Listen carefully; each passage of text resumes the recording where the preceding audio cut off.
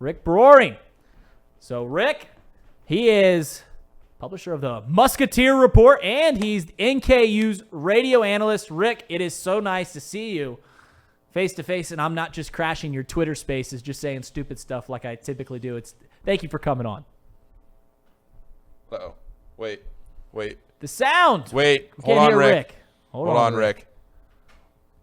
Can you hear me? There we go. There we are. So, like I said, thank you for coming on, and now we finally get to see face to face, and I'm not just crashing your Twitter spaces anymore. Yeah, it's good to actually see you instead of hearing you singing or trolling or doing any types of number of things on the Twitter spaces. But we appreciate your interaction all the same. It's a fun time whenever I see those Twitter spaces going up. I like just taking a jab at some Big East coach. But speaking of the Big East, 7 games left, I believe, in play for our Xavier Musketeers. They're a half game up in the standings. 3 other teams are within a game. What are the odds that the Muskies get this done in your approximation? Well, I mean, it's going to be a fight to the finish. I don't know how to exactly handicap that well, but if I were a betting man, I would say that I don't think Xavier probably wins the conference in the regular season, simply because of the fact that all of these teams are in a pretty similar spot right now, and Xavier is dealing with the injury of Zach Freemantle. Now, they've looked very good without him through the first 2 games, but I'd still say if you're trying to be non-biased and look for the best perspective for a bettor, I would probably not go with Xavier. Yeah, you mentioned Zach Freemantle. Obviously, he went down. They played 2 games without him.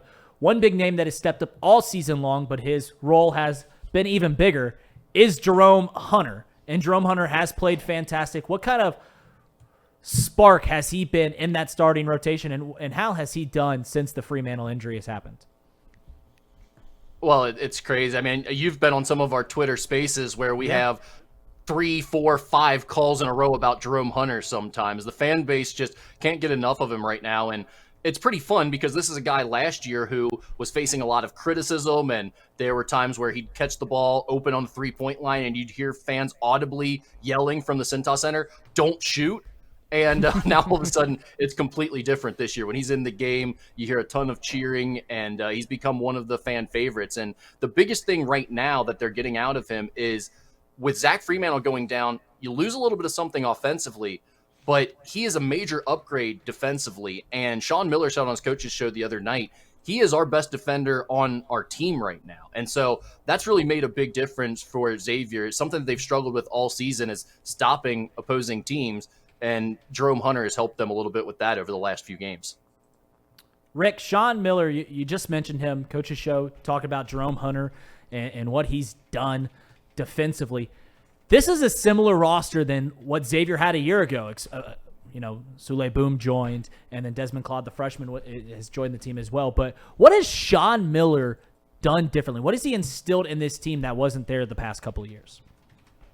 Well, it's interesting because it almost sounds like 2 things that don't go together. But on one hand, he's made the team a lot more disciplined. And mostly I'm talking about offense right now. On the offensive end, which is where they've really seen a huge improvement. They become one of the nation's elite offensive teams compared to the last few years. They've really struggled on that end of the floor.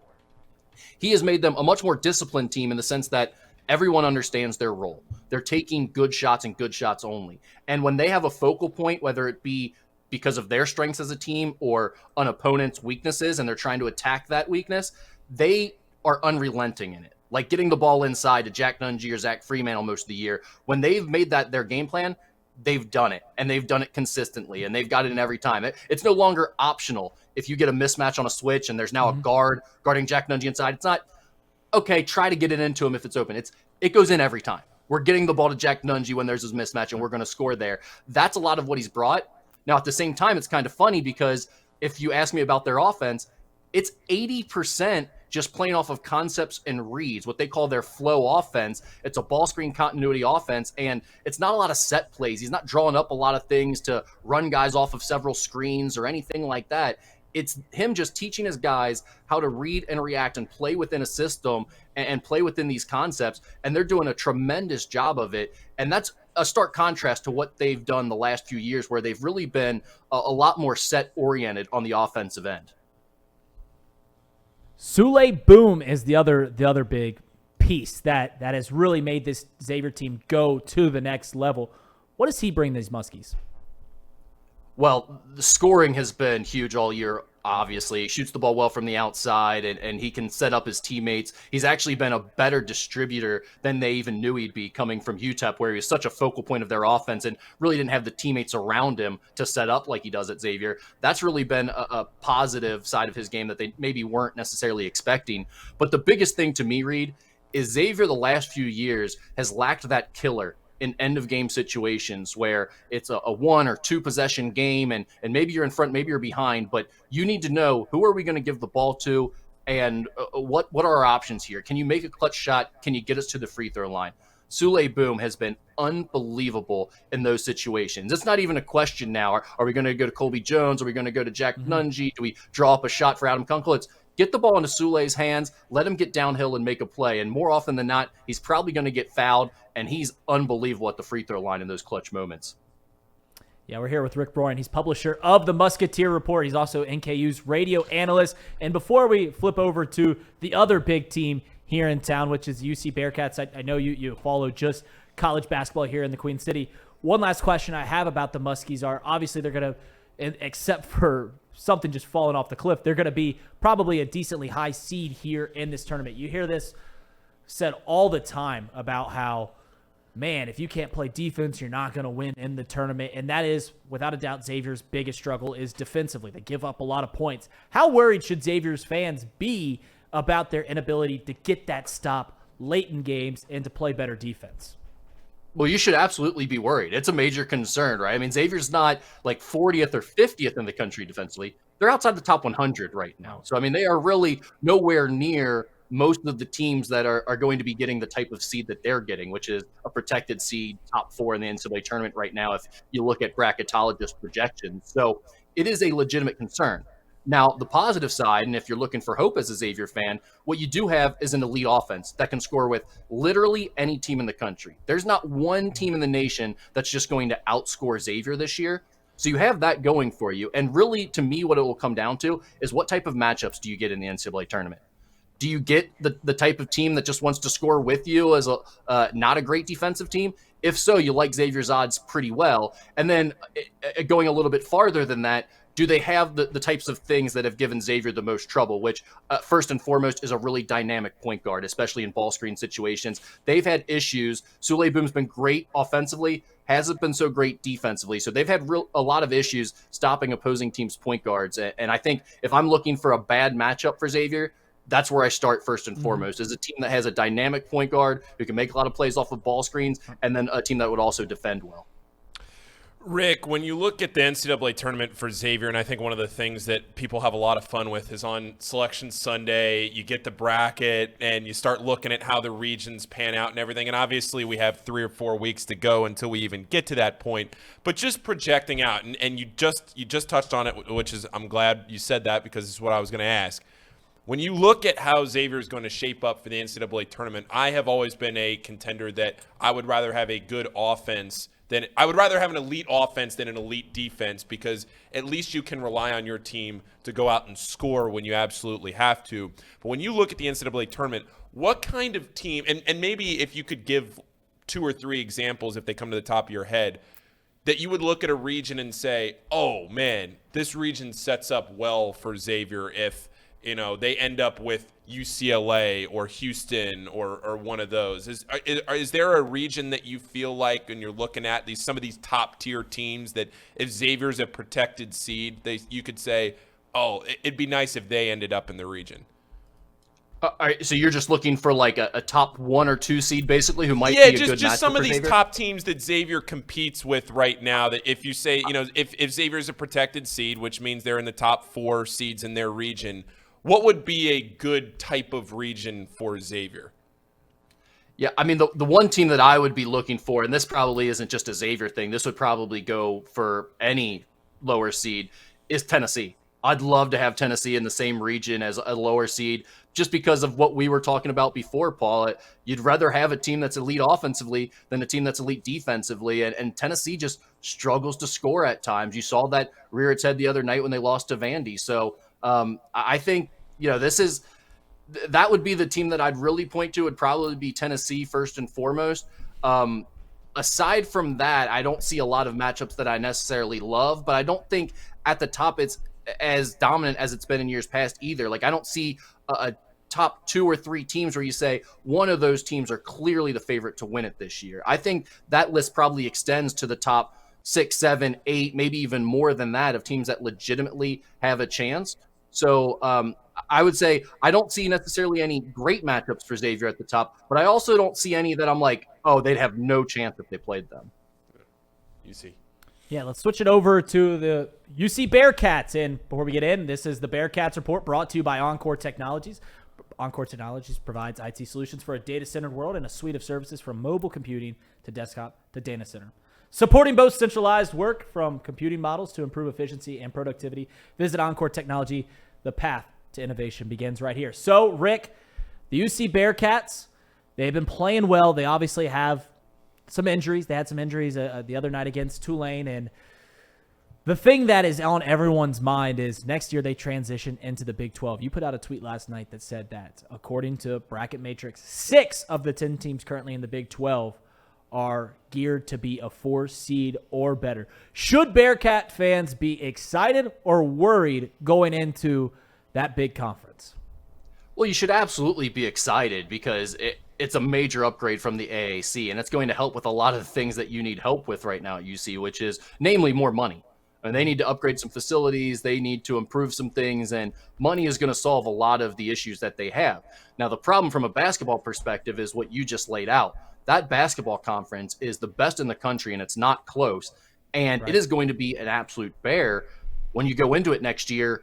I mean, look at what you're walking into. If you're saying UC is maybe 10th out of 13, I think it's going to be 13 teams next year in the Big 12. Is that right? Yep. I think 3 teams entered, right? Yep. Yeah, if you're looking and saying they are going to be 10th out of that group, it'd be hard to argue with that, right? Going in, I mean, based on what we know right now. So I'm not even sure if it's like a matter of whether UC is ready or not. It's more so just the reality of where anyone would be entering that conference and coming into that pecking order.